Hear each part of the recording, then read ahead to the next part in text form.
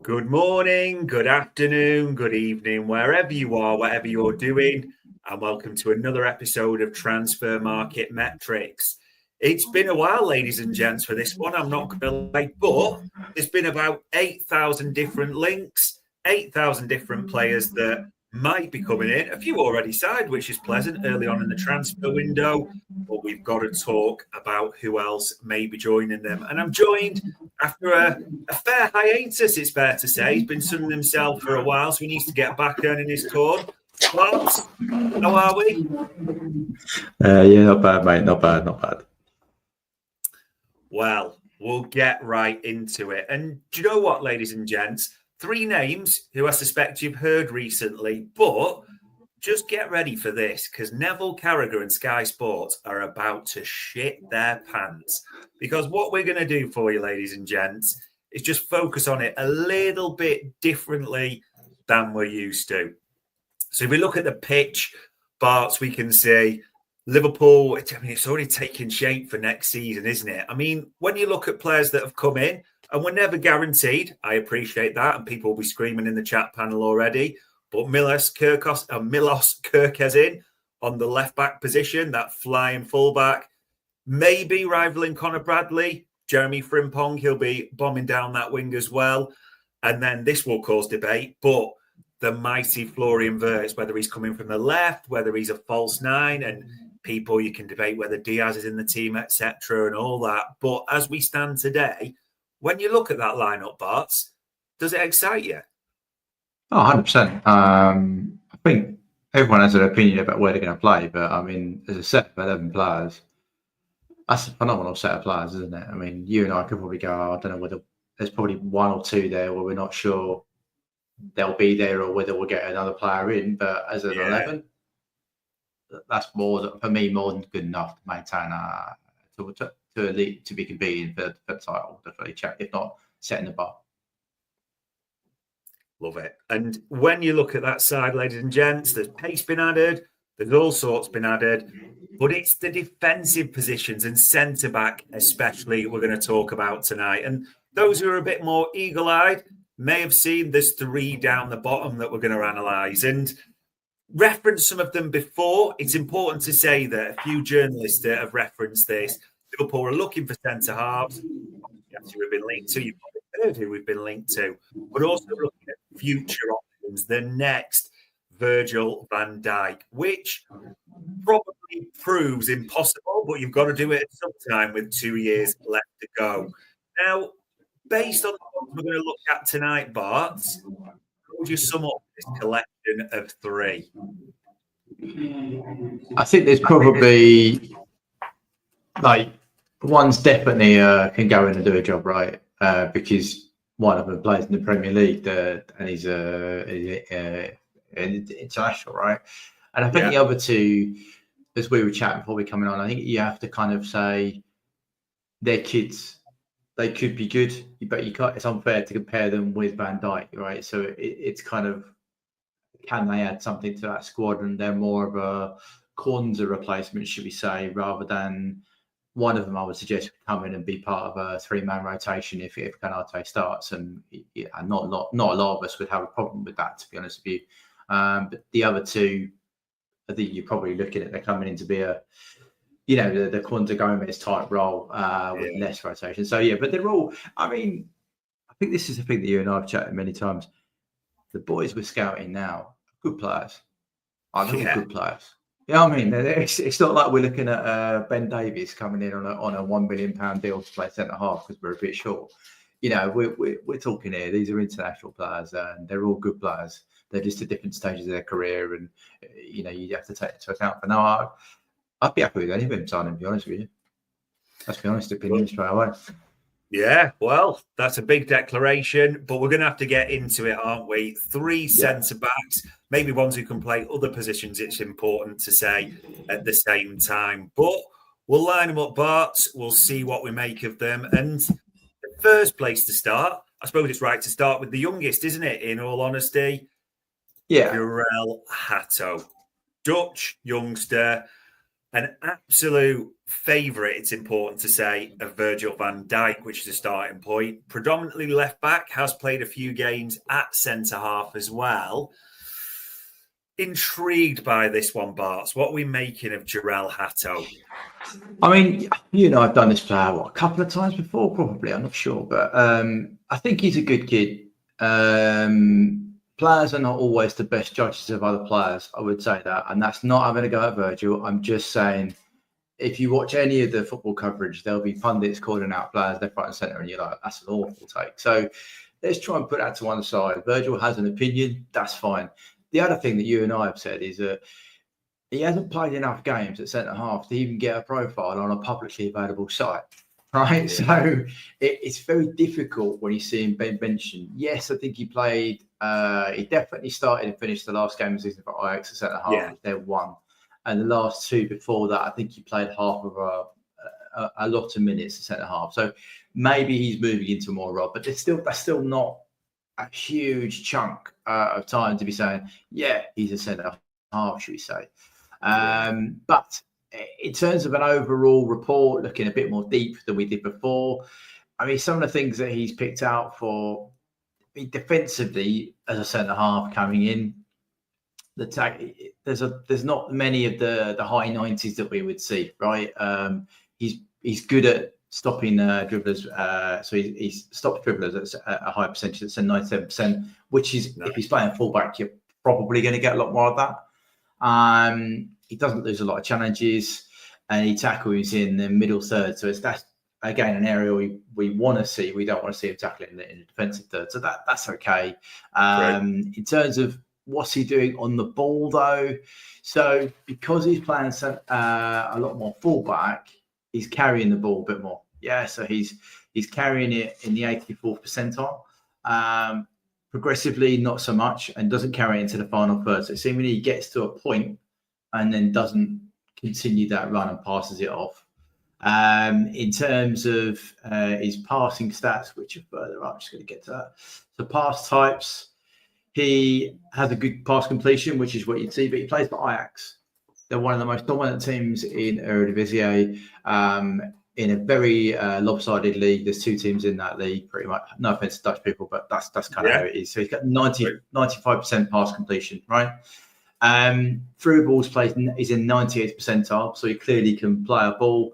Switches only in the 18th. Now, we all know that's one of Virgil's big things. Yeah, Virgil's ability to pick the ball up, switch it from left to right into normally Mo or whoever's playing there is one of our key weapons. So if you're going to come in and play that side, or if you're going to play the other side, you've got to have that in your locker because it helps us, particularly if we've got flying fullbacks, as your diagram would have said, both of them are going to play pretty high. You want to be able to hit them from a variety of distances. So that's something that he's low on, should we say. But he does attempt a lot of passes, 85th percentile for a defender. So that's good, right? Possession base is on the side. In terms of types of passing, so again, that long passing isn't really his game. When he does attempt it, he's in 99th percentile, but he's just not actually attempting that many. So maybe it's something to do with him getting more experience and used to it. Short game, as we'd expect, playing for Ajax, short and medium game, he's in the 90th percentile for all of that. So that's good. He clearly can play, 20, 30, 40-yard balls or the 5, 10-yard balls with ease. Very, very easily. So he's comfortable on that, which is what you want. But defensively, aerials at fullback, he's in the 88th percentile, right? But you and I both know that his actual metric for that isn't that great. If I'm trying to get that up, because this is one of the concerns I have for a lot of these three coming in is their. There you go. Aerial win rate of 56%. He's not big either. And he's not big. So we've already reduced the size of our side. Yeah. If Verts is going to play, you're not going to spend 160 million euro on a player and not play, right? But he's smaller than the player that he is coming in for. If Núñez goes, that's another tall player.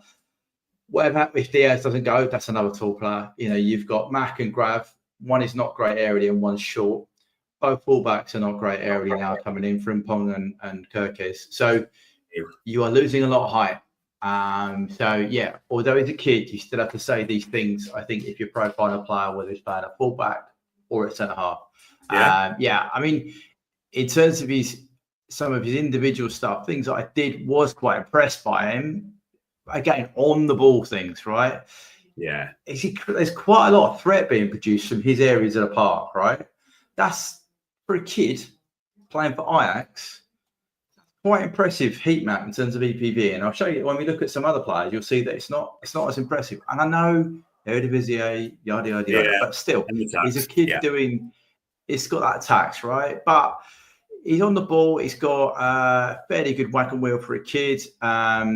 He takes up this left-hand side position. So this left-hand channel, when he's played centre half this game, so he's the left-hand side of that. So, yeah, there is some things that you sort of look at and you go, I can understand that. He's got some strong connections. Yeah, here he is playing out triangles around. So a lot of the rhomboid shapes that we would see from Virgil or others, he's involved in some patterns that we're used to. It's just not the big balls out to the right wing that he's not necessarily involved with. And he's on the ball a decent amount of time, for what he is in this game. But yeah, I think I still go back to that aerial win rate. Is he really he's not going to be a starter. He's going to compete with Jorrel Konsa. And if you compare him with Jorrel Konsa, they're red is Hato and Konsa is blue. So Konsa is better at him as progressive passes received, touches, carries and take-ons and blocks. So everything else is kind of equal. So it's are we swapping out? We're basically swapping out the same player. If you could say that from looking at the profiles, right? They're apart from one's played a lot in the Premier League, one's played fullback more than centre half. But yeah, I'm not sure you're gaining much at the moment by bringing it. I don't know what the cost is. What would his price be? So this is what's tough because you take Konsa as a reference, as you say, a little bit older, 3 years older. It's important to take Konsa 22. Hato is 19. Konsa, of course, far bigger in the air, far more natural in that regard. So that comes into the mix as well. The deal with Leverkusen, again, you're never fully sure what's been agreed, shall we say, in regards to the words of it and that bit. But 35 million, the package and a buyback clause in there as well. Suggestions are that Hato will be around the 30 to 35 million mark at the same time. Yeah. So you're basically swapping up. I mean, by the way, Konsa's aerial rate this year is 40%. So that dropped a bit from 67 last year. Yeah. So, yeah, a 3 years younger player who's not really played that much centre half, has played more left back. Yeah, I think this is still. I think we said way back in the thing. He looks like he's got a bit of promise. He does seem like he's got some threat into his game, which he can help create and build from the back. But aerially, he's still not where we would need him to be as a defender. There's not enough data for him to play centre half. I'm not sure we're going to gain much by bringing him in for the same price. Effectively, we're selling the player. That's all I'd say to him. I'm not hating on him. I quite like the player, but for us right now, in terms of a move, I'm not sure that's what we want to do to keep ourselves up there. I'd rather us get a third player in the rotation and have Gomez as your cover, if that makes sense. Is it almost as stark as well? I mean, the pros are that Virgil's anointed him, but like you say, Fergie anointed the Moisire, and look how that went overall. So that comes into the mix. Eredivisie, not the biggest, good player obviously on the ball, no doubts about it, but to then face Premier League centre forwards in the physicality, and that was the info we got, the big, huge question marks against that at the same time. And also, as you said, possibly a high ceiling. There's a little bit of uncertainty around that. But for where we are right now, assuming obviously when the Konsa deal completes, just if you took our collection of centre halves, he is so far behind Van Dijk, Konate and Gomez. Gomez fit pending before people jump on that. And also with Kirkes coming in, Hard to see him getting any minutes at left back. Is it one that a talented player, no doubt, but maybe just not for us right now? Yeah, and I think we honestly said that the last time we looked at this player. I think there's no doubt this guy is talented, and I'm fairly confident he will go on to have a top career, right? But where he plays, I don't know yet. But for us, what we need, I can't see a case for us signing him right now. Last summer, maybe. This summer, no. No, it doesn't really have that feeling, does it, ladies and gents? So we'll look at this one slightly differently, and we'll move on to target number 2. And just while I load up target number 2 at the same time, Bart, an interesting player here, Castello Lukeba. French, playing for Red Bull Leipzig, 22, I think, only quite recently, 22, so young as well. Left-footed. We've got all the Bundesliga physical data, which we can have a look at as well. Yeah. It seems that people have mentioned this player for a long time. Liverpool have watched a lot of Red Bull Leipzig. Liverpool probably then watched a lot of Kukeba at the same time as well. Better in some elements than Hato on the screen, quite clearly. So what do we make when we run the analysis on Castello Lukeba? So I will start with, and people are thinking, why are you obsessing about aerial duels? I'm obsessing because you cannot win the Premier League if you can't win the ball in the air. Yeah, it's just absolutely. Fact.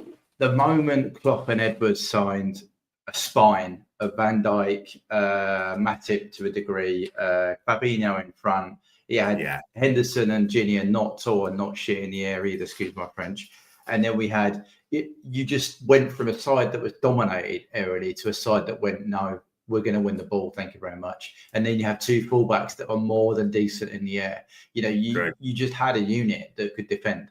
And Bobby, when he came in and became the defensive screen, was equally very good in the air. So that's why I go on about this, and why you'll see it all. Beezy's done a bit. Our good friend Sam has done a bit as well about aerial duels and why that's important. So before anyone in the comments start, why are you going on about it? It's because it's that important to win the Premier League. Even Pep says it, and he's the master of playing lovely, beautiful football, tiki-taki.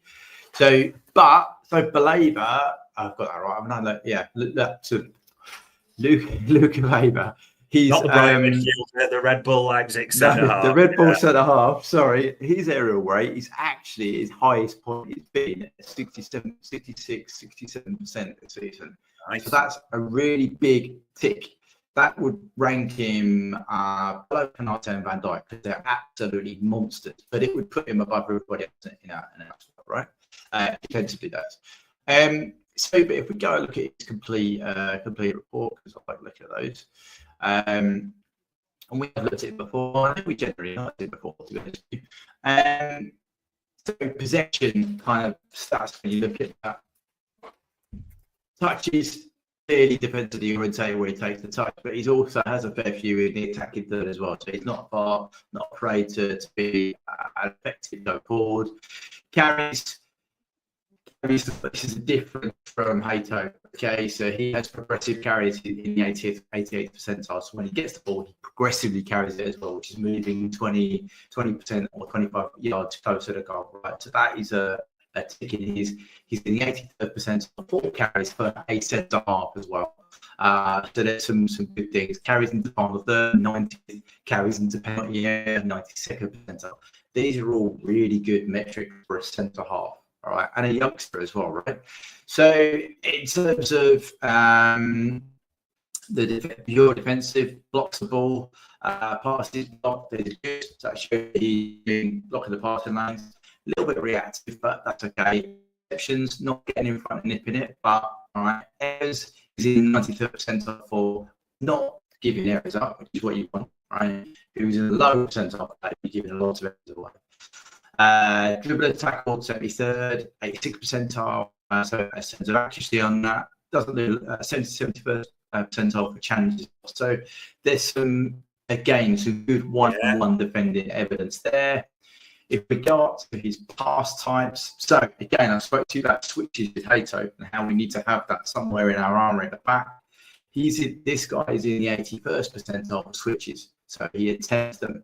If we look at what we do in terms of his long ball, though, he's not actually doesn't complete it very often. So his pass completion for a long ball isn't what you want it to, but he does attempt it. He doesn't attempt as many through balls as Hato, though. So it's a switch, not as effective as others, and he doesn't do a through ball. So, okay, some things to take on board there. In terms of his short and medium game, not as good as Hato, but short game 90th percentile, medium in the 70s. So, yeah, some things to think of. Red Bull play a different way. They weren't as good this season as they were season before, where they ran blank title. The 2 seasons ago, where they ran close to the title. So, yeah, some of that is going to be a top side he's playing for. Obviously, not going to take a lot of shots on, and he certainly isn't going to create you a lot of goals or assists. But if you compare him with Kwanzaa, he, rather than being a very similar profile, I would say it's a different profile. It's that progressive passing, progressive carry, his take on his touches, and then defensively he matches him for a lot of elements, but not quite so much. And then Kwanzaa, for some bizarre reason, has a better comparing XG, which is bizarre, but there you go. So Lukeba looks like a better profile player than Kwanzaa in that kind of element.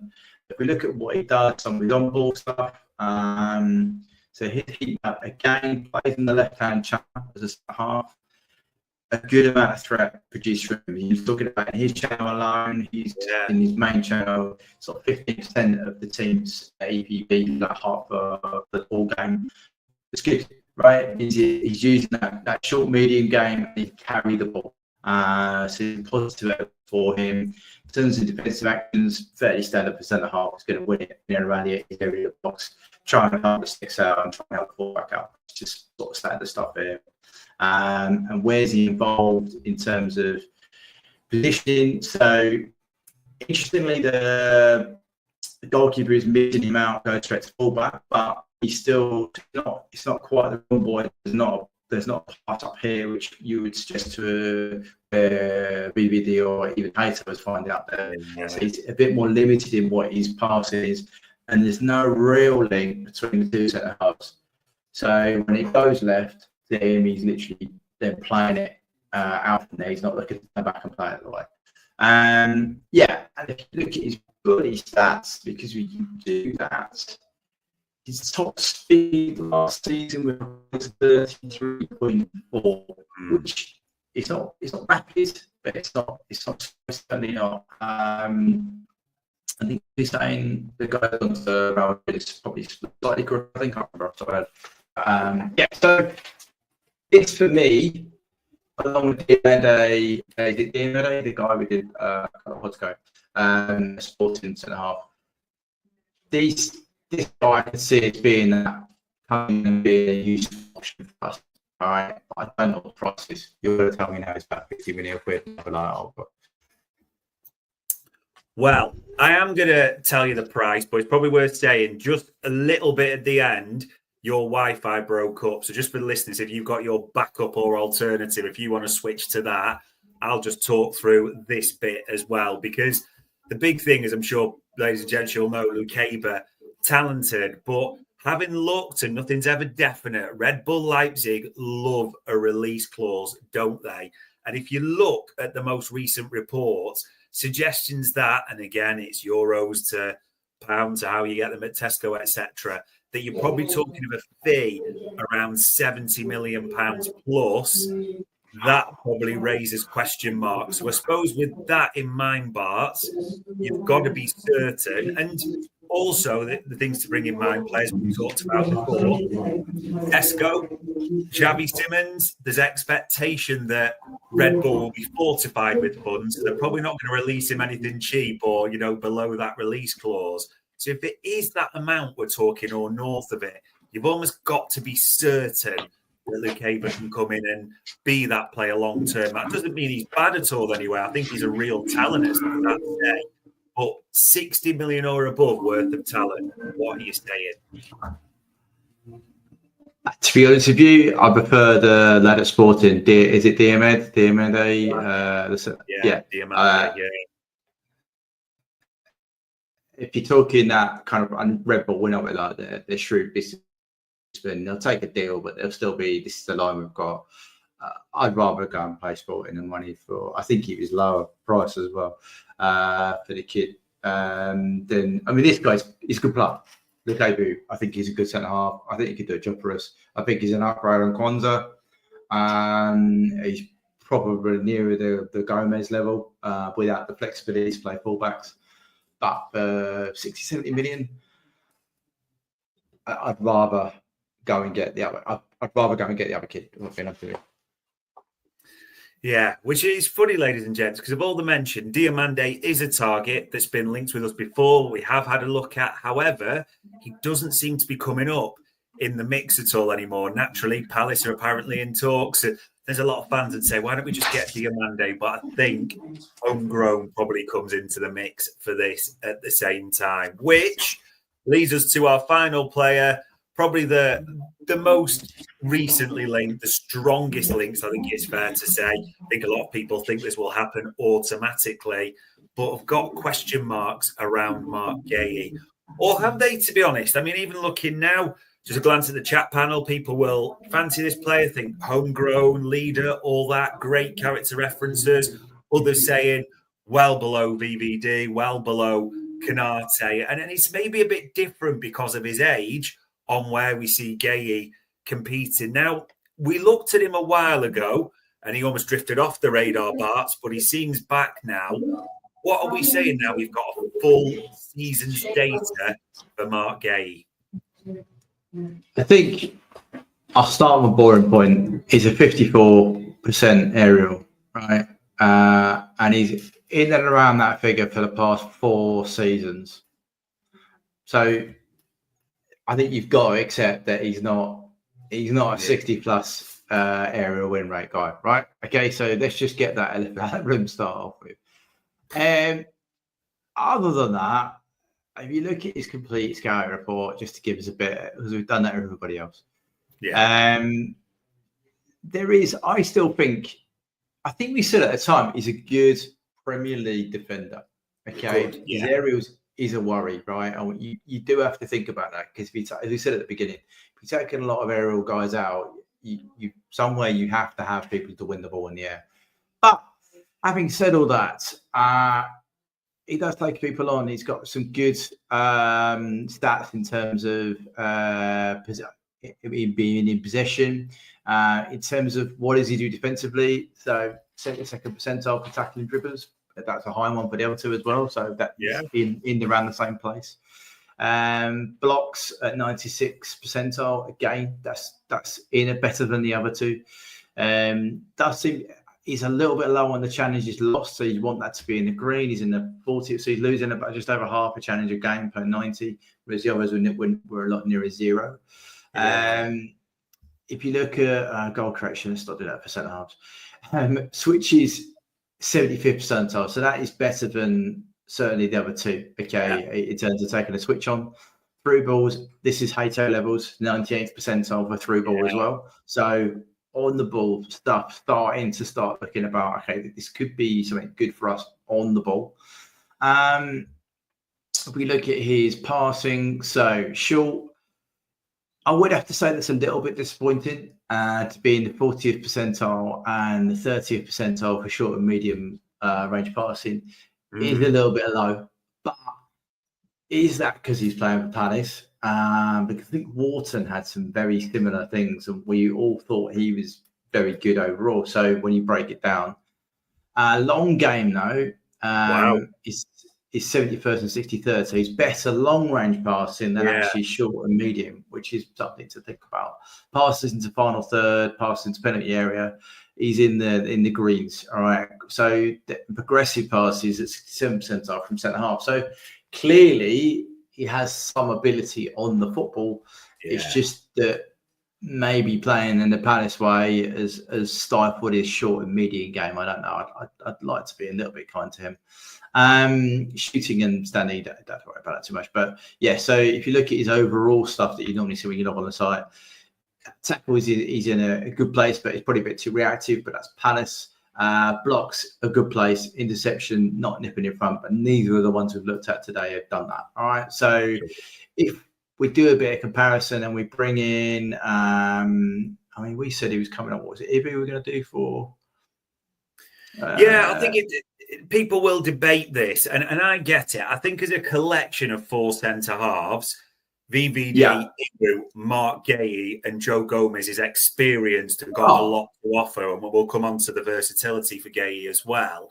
But you do also fancy that Marc Guehi in World Cup year isn't coming to sit on the bench or be the backup. He will expect minutes, as a lot of people suggest. So there's never an exact science behind this, but that's why, ladies and gents, we thought we'll run him against Canate, the compare and contrast. Yeah, and I think his profile does well, though. I mean, you and I have done many of these shows. There's several elements there where the blue is better than the red. Yeah. In terms of attacking play, better. Blocks, better. Progressive passes received and dribblers tackled, better. Take-ons, better. Progressive passes made, better. The things that he isn't as good at is aerials, but Canate is an absolute monster. Yeah. And then the passing game, which you've already identified, is Guehi a little bit of a weakness. But if we look at the individual stuff that I normally do, he is not as... So if you remember for Lukeba and Hato, there's some lovely heat map around here for his threat creation. Yeah. I'm not going to wrap that up for you. That just isn't there for Guehi, right? It's very deep. But then that also matches up the fact that he's passing the ball along. Yeah, he's not looking for that short, sharp game to build up the threat. He's looking to ping it into here. So there are some things. I mean, he didn't even create any threat in the second half. So leave that to yourself. But in terms of where he does defensive action, same areas as the other three. There's nothing standing out going, oh, this is an exceptional thing. And if you look at the pass network, he's playing on the left. I think saying he's connected well to the team would be a little bit fanciful. I think he has a very distinct role. He receives it in certain areas, and he does a certain level of passing. But I would. He's not on the ball a lot. He doesn't make any balls into the final, into the red in this particular game in the half space of the Liverpool team. So I think you're right. He's not going to come here and sit on the bench, right? He has some passing ability. He can defend. All right, he's used to the Premier League. I haven't got his speed stats because the Premier League don't release them. But aerially, he is in between Hato and Lukeba. He's better than Kwanzaa was this season in the air. So, I think I think I've heard it. Was it 40? I've seen £45 million link from as a signing. So he could be the cheapest of the three here, or not in and around. And you get an England international in your squad, which I could definitely see the logic in that. If I was being honest with you. Is it? I mean, it never is this simple. And naturally, people will look at this, and I get it, and go miles behind Canate in terms of the aerial stats, not as quick. I couldn't debate that. We've not got Guehi speed, as we said, but those two factors. The impact on the team as well, because with the team naturally getting smaller, as we said, with Verts, Kierkegaard, all these players coming in, you need aerial beasts. And if you're now bringing Guehi in to possibly replace Canate, that is a huge concern, I think, in the side makeup. I get that. I wouldn't debate that for 1 second, people. Is the other side, though, just as a logical move, Bart? A year left to go on his deal. Palace want a fee. Homegrown. Important to say as well, I know we talk about intangibles at times, but a leader, the captain of Palace, so captain, that comes into the mix as well. Can play left side centre-back, has played at times right side centre-back when you look for England on occasions. Also at times has been DM, full-back, so a little bit of versatility could come into the mix at the same time.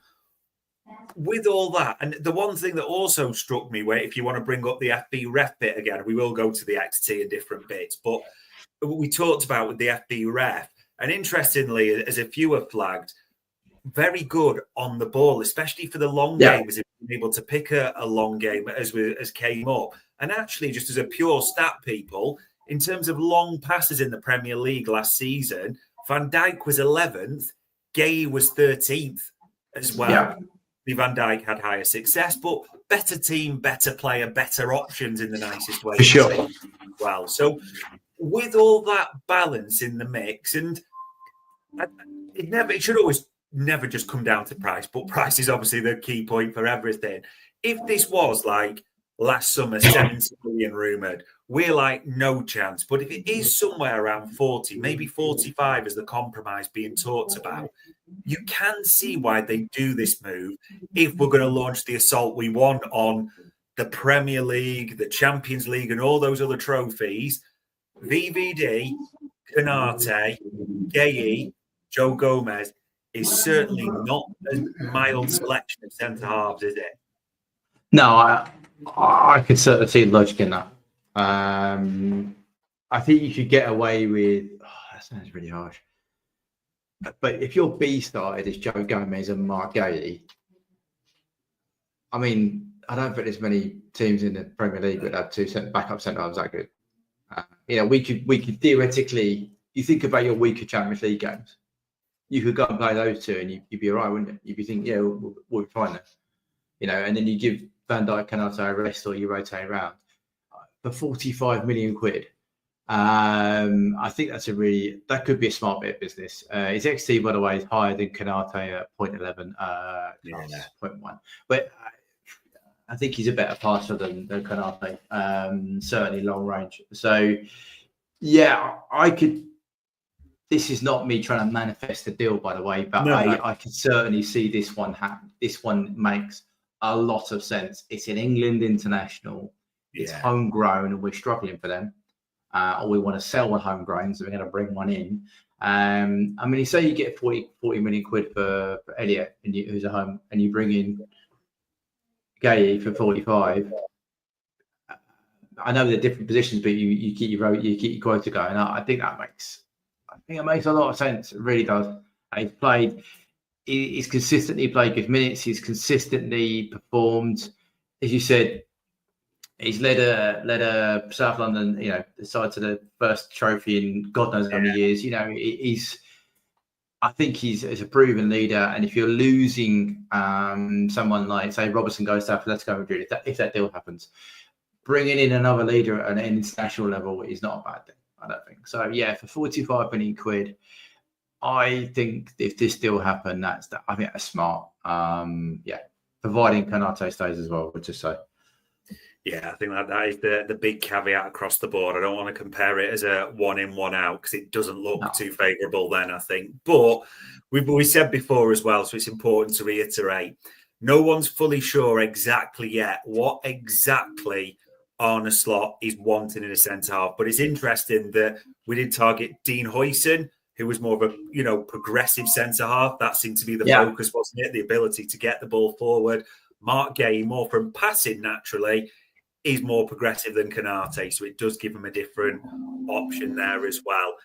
We don't know if this is going to happen, ladies and gents, but out of the three, from the news, you never know. It does seem easily the most likely. We'll see what develops. But there you go. Three different players, three very different players. A young Dutch centre-back, well, really a left-back who's very rarely played centre-back on occasion, who's talented, but very, very raw and might not be ready for the centre-back position in the Premier League, despite a skipper's anointing. A French centre-back who can play on the left side, who's got a lot of physical metrics that we like, best in the air out of them all. But a price point may just raise some question marks. And finally, the one that probably seems most likely, because a leader who's homegrown, even if he's not as good in the air as others, but is decent at progressing the ball, may just be the one that they plumb for. We will see what happens. Or you can pretty much guarantee, ladies and gents, a centre-half's coming in when Jorrel Quansah exits. Simple as that. All that leaves me to say as ever is Bart, for the insight, running the three, with one final question, though, in a couple of sentences or more, or less, really. Out of the three, who would you plump for ultimately? You can't say it's not my money, and why? It'd be Guehi for the Premier League experience and the price point, to be fair. I think he's in the middle in terms of aerials. But that Premier League experience for me, and I hate that phrase, but actually when you play in centre half, I think it matters. And the versatility, he's played 6, fullback, centre half. Yeah, I think for that, I just think that's, I wouldn't say bargain, but I would say in terms of going out in a centre half with that level of experience for 45 million quid, I don't think you go far wrong. Yeah, I think the phrase today is market opportunity, isn't it? As a lot reference. So we will see if this one develops. But there we go. We think it's episode 32. We probably lost track a long time ago. But that was, ladies and gents, another transfer market metrics for Anfield